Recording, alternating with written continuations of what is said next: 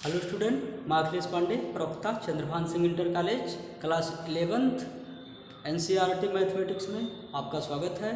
हम लोग पढ़ रहे हैं एक्सरसाइज 1.3 और हम लोग इसके पहले क्वेश्चन नंबर 7 तक पढ़ चुके हैं हम लोग, और आज हम पढ़ने जा रहे हैं क्वेश्चन नंबर 8। क्वेश्चन नंबर 8 में जो है कह रहा कि निम्नलिखित में से प्रत्येक के लिए आप कौन सा सार्वत्रिक समुच्चय प्रस्तावित करेंगे। तो सार्वत्रिक समुच्चय के बारे में कह रहा है, यूनिवर्सल सेट। तो इस वीडियो को देखने से पहले यूनिवर्सल सेट के बारे में जान लेना। यूनिवर्सल सेट का वीडियो देख लीजिएगा, तब ये बहुत आसानी से समझ में आ जाएगा। तो क्वेश्चन में कह रहा है निम्नलिखित में से, इसका मतलब कुछ ऑप्शनल टाइप का होगा, है ना।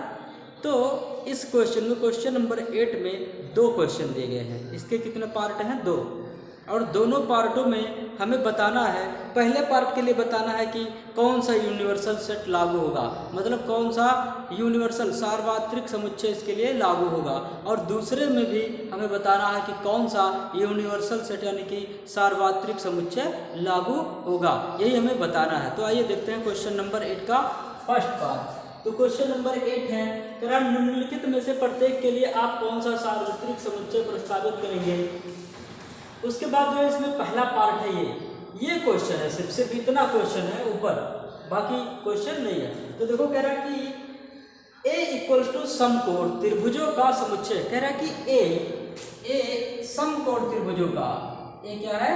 समकोण त्रिभुजों का क्या है? समुच्चय है। समकोण त्रिभुजों का समुच्चय है। तो बताओ इसके लिए कौन सा यूनिवर्सल सेट होगा, मतलब यूनिवर्सल सेट E बराबर क्या होगा। तो सबसे पहले हमारी बात ध्यान से सुनो, आंसर अपने आप आ जाएगा, ठीक है। तो देखो ये बताओ कोई भी ट्रायंगल, देखो हमने क्या कहा, कोई भी ट्रायंगल, है ना, यानी कि त्रिभुजों का समुच्चय। U कैसा समुच्चय लिख दे? त्रिभुजों का समुच्चय। तो बताओ U इक्वल्स टू, U एक ऐसा सेट है जो त्रिभुजों का क्या है? समुच्चय है। अब बताओ त्रिभुजों के समुच्चय में समकोण त्रिभुज आएगा कि नहीं आएगा? बिल्कुल आएगा। अच्छा, ऐसा लग रहा होगा जैसे सबसेट की बात कर रहे हो हम लोग ना, कुछ ऐसा लग रहा है, लेकिन उससे ये भिन्न है। तो याद रखना, क्या सेट ए का अवयव सेट इसमें है कि नहीं है। अगर इसमें है, जैसे कुछ लोगों को दिक्कत हो रहा होगा यहाँ पे कि क्या लिखा हुआ, तो हम यहाँ पे फिर से लिख रहे त्रिभुजों का समुच्चय, त्रिभुजों का समुच्चय। अब बताओ त्रिभुजों के समुच्चय में कितने त्रिभुज होंगे? बहुत त्रिभुज होंगे। समकोण त्रिभुज, समद्विबाहु त्रिभुज, समबाहु त्रिभुज, है ना, विषमबाहु त्रिभुज, ये सभी प्रकार के त्रिभुज होंगे।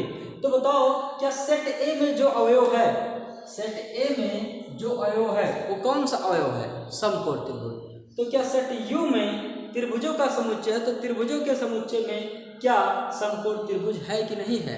है, मतलब इसका अवयव इसमें है ना, बिल्कुल है।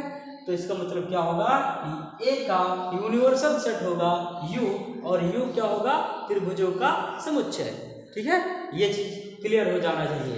तो यहाँ पे जो है U इक्वल टू त्रिभुजों का समुच्चय जो है A का यूनिवर्सल सेट है। और अधिक जानना हो, अगर इसके पहले यूनिवर्सल सेट के बारे में पढ़ लिए हो तो ज़्यादा आसानी से समझ में आ जाएगा, ठीक है। तो यूनिवर्सल सेट का वीडियो जरूर देख लीजिएगा। तो ये रहा, और भी हो सकता है, ये तो एक आंसर है।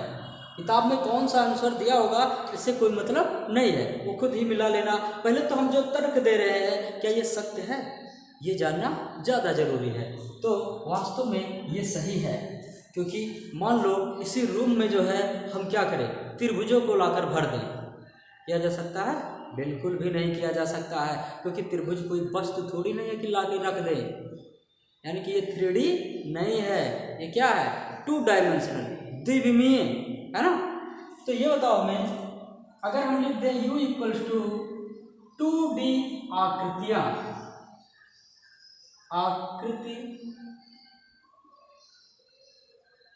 2D आकृति, है ना, 2D आकृतियां।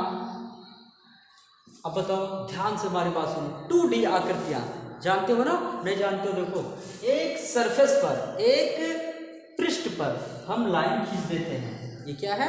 2D है, 2 डायमेंशनल है ना। वैसे तो ये 1D है ना। ये लाइन जो होता है 1D होता है, लेकिन अगर हम एक ट्रायंगल बना दें, है ना, एक क्या बना दें, ट्रायंगल बना दें, तो जो ट्रायंगल हो रहा है, बन रहा है, ये क्या है, द्विविमीय आकृति है। क्यों? क्योंकि इसको हम पृष्ठ पर बना रहे हैं। ठीक, अगर हम लकड़ी का पटरे से काट, जैसे इसी को कार्नर से काट दें ऐसे और इसको उठाकर दिखाएं, तो ये कैसी आकृति होगी, ट्रायंगल आकृति तो होगी, लेकिन ये 3 डायमेंशनल होगा, क्योंकि हम इसको पकड़ सकते हैं, इसलिए कैसा होगा, 3D होगा, 3 डायमेंशनल होगा। ठीक है, तो शंख, गोला, बेलन, ये सब क्या होता है, 3D आकृतियाँ होती हैं। और वास्तव में क्या हम इसको उठा पा रहे हैं? बिल्कुल भी नहीं। निकाल पा रहे हैं? बिल्कुल भी नहीं। ये इसकी बात करें, देखो इसको पकड़ पा रहे हैं? नहीं। तो ये कैसी आकृति होगा? 2D आकृति होगा। तो बताओ, ये 2D आकृति है और ये भी 2D आकृति होगा। ये सभी जो हम बना रहे हैं, ये कैसी आकृति होगा? ये 2D आकृति होगा। कैसा आकृति होगा? 2D। तो देखो इसमें कई भुजाएं हैं, बहुभुज है, इसमें भी 4 भुजाएं हैं, ये भी बहुभुज है, इसमें कई भुजाएं हैं, ये भी बहुभुज है। एक चीज और मिल गया, ध्यान से हमारी बात सुनो, हमने कहा 2 डायमेंशनल। ठीक, क्या पता इसमें कभी ऐसा कंडीशन हो कि यह एक समकोण त्रिभुज बन जाए। देखो इसमें एक समकोण त्रिभुज आ गया कि नहीं आ गया? आ गया। ऐसा हो सकता है और आ जाएगा। ठीक, अगर हम यहाँ से काट दें तो ये भी समकोण त्रिभुज बनाएगा, आया था ना। और अगर हम ऐसे एक स्क्वायर बना दें, स्क्वायर मतलब वर्ग बना दें, तो इसमें भी हमें समकोण त्रिभुज मिल जाएगा। देखो मिल गया कि नहीं मिल गया?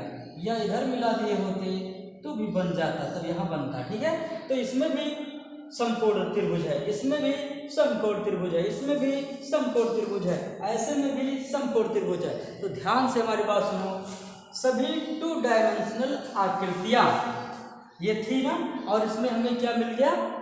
समकोण त्रिभुज मिल गया। इसका मतलब ये है कि 2D आकृतियां जो भी होंगी उसमें समकोण त्रिभुज जरूर होगा, और समकोण त्रिभुजों का ये भी एक समुच्चय होगा।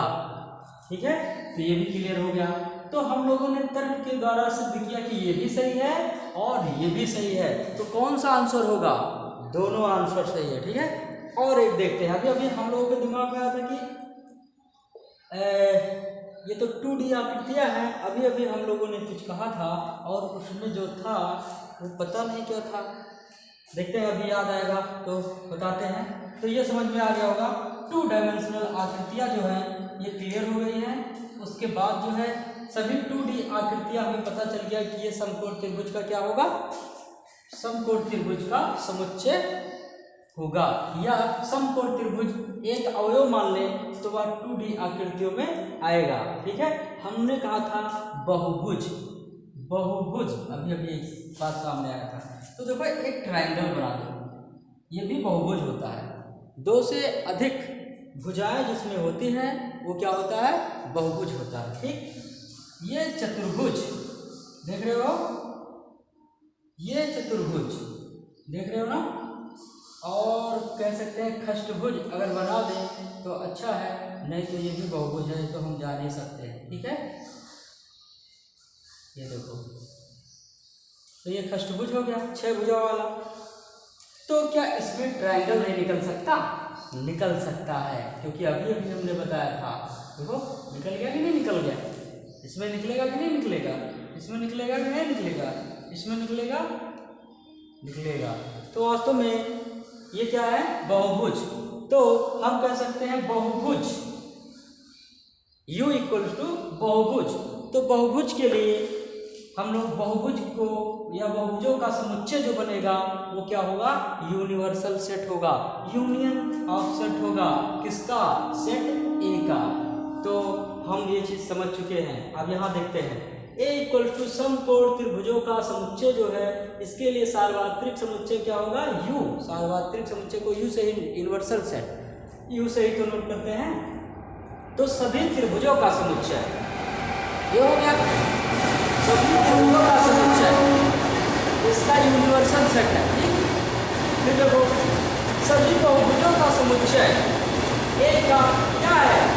A का यूनिवर्सल सेट है। फिर U = सभी 2D आकृतियाँ, सभी 2D आकृतियों का समुच्चय, ये भी क्या है? ये भी यूनिवर्सल सेट ऑफ ए है, ए का यूनिवर्सल सेट है, ठीक है। ये था फर्स्ट पार्ट, ये था फर्स्ट पार्ट। अब हम देख लेते हैं सेकंड पार्ट क्या है।